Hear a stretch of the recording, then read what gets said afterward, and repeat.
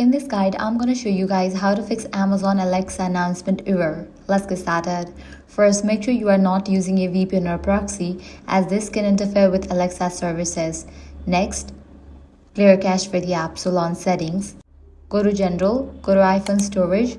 From the list of apps, find Amazon Alexa. Once you find it, launch it. Now, go ahead and click on the option, Upload, confirm it, click on Reinstall app. With these, your problem might be fixed. Next up, check for app update. Launch your App Store or Play Store. Search for the app Amazon Alexa.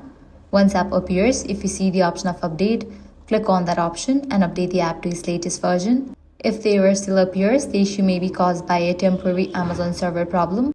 To check that, launch your preferred browser, head over to the website and detector. Now, if you found out any outages over here, wait until the problem will be restored from the end. And that's it. That's how you can easily fix Amazon Alexa announcement error. If this guide helped you out, do not forget to like, share, and subscribe.